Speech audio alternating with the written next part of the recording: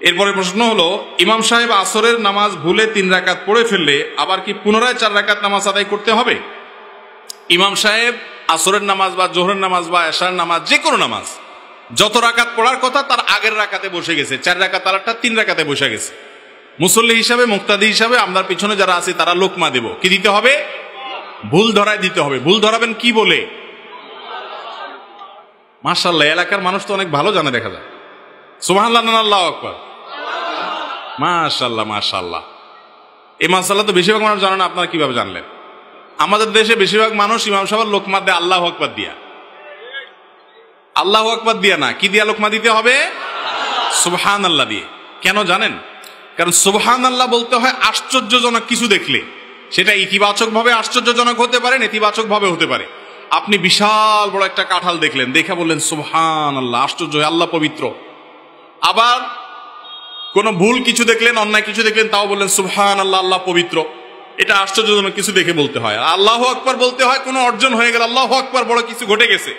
এখন ইমাম সাহেব 4 রাকাতের জায়গায় 3 রাকাত নামাজ পড়ে ফেলছে, আপনারা সব বলছেন আল্লাহু আকবার, মানে ইমাম সাহেব কিছু একটা ঘটায় ফেলছেন। আপনি আসলে তো ঘটায় নাই, ওটা বড় ভুল হয়েছে, তাই না? এই জন্য সুবহানাল্লাহ বলতে হয়। তো 4 রাকাত আলা নামাজ ইমাম যদি 3 রাকাতে বসে যান, তাহলে মুসল্লিরা পেছন থেকে সুবহানাল্লাহ বলে উঠবে, ইমাম সাহেব দাঁড়ায় যাবে।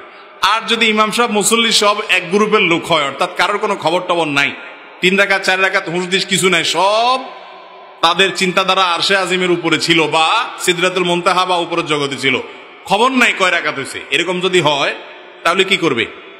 তাহলে সেক্ষেত্রে ইমাম সাহেব সালাম ফেরানোর পর যদি টের পায় যে রাকাত 3টা হয়েছে আর ইমাম সাহেব কথাবার্তা না বলে থাকে, দাঁড়ায় যাবে, দাঁড়ায় আরেক রাকাত পড়ে সিজদা সৌদি নিবে, নামাজ হয়ে যাবে।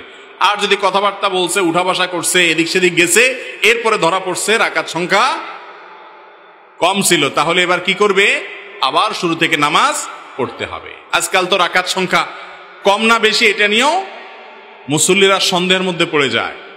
ওই যে একটা গল্প আছে না, যে কোন বেটা একবার ইমাম সাহেবকে বলছে, হুজুর রাকাত আজকে 3টা হয়েছে, 4টা হয়নি। বলে কিভাবে 3টা? কেউ ধরতে পারলো না, আমারও সন্দেহ হচ্ছে না, তুমি কিভাবে নিশ্চিত হইলা?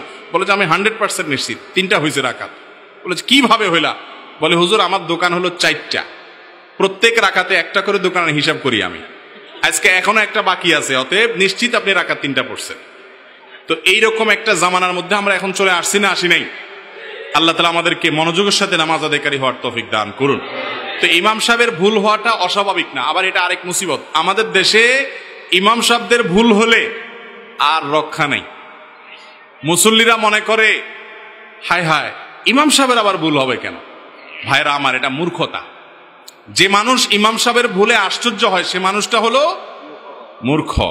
কারণ ইমাম সাহেব মানুষ, তার ভুল হতে পারে। ইমাম সাহেব তো ইমাম সাহেব। স্বয়ং রাসূল করিম সাল্লাল্লাহু আলাইহি সাল্লাম একবার নামাজের রাকাত সংখ্যা তার ভুল হয়ে গিয়েছিল, সালাম ফেরানোর পরে সাহাবীরা পেছন থেকে বললেন, ইয়া রাসূলুল্লাহ আনাসিতা আম কুসিরাতিস সালাহ, আপনি ভুলে গেছেন নাকি রাকাত একটা কমাই দিয়েছে আল্লাহ তাআলা? সাহাবীরা পেছন থেকে বলতেছে। তাহলে রাসূল আকরাম সাল্লাল্লাহু আলাইহি সাল্লামের যদি রাকাত সংখ্যা ভুল হয়, আপনার ইমাম সাহেবের হতে পারে কি পারে না? আমাদের সমাজের বেশিরভাগ মানুষ চায় আমরা নিজেরা চোর, বাটপার, দুর্নীতিবাজ, টুনচোর, গমচোর, 2 নম্বর, মিথ্যুক, বাট, যত রকমের বদমাইশি আছে সব করব, আর আমাদের ইমাম সাহেবটা হবে একেবারে ফেরেশতার মতো সোজা। ইমাম সাহেবটা হবে এরকম যে সে ভাজা মাছটা উল্টে খেতে পারে না, আর আমি হব দুনিয়ার বাটপার। এটা কোনো আদর্শ মুসল্লি বা মুক্তাদির কাজ হতে। এই দেশে যত ফতোয়াবাজি, যত মাসআলা দিয়া খোঁচাখুচি, এগুলো সব 2 শ্রেণী মানুষের বিরুদ্ধে হয়। এক হলো মহিলাদের বিরুদ্ধে, আর হলো হুজুরদের, ইমাম সাহেবদের বিরুদ্ধে। সব হুজুর না, ইমাম সাহেবদের বিরুদ্ধে যত খোঁচাখুচি মাসআলা মানুষ জিজ্ঞেস করে, ঠিক না ঠিক? ভাইরা আমার, অতএব মনে রাখতে হবে ইমাম সাহেব বেচারার ভুল হতে, শুধু ভুল হতে পারে তা না।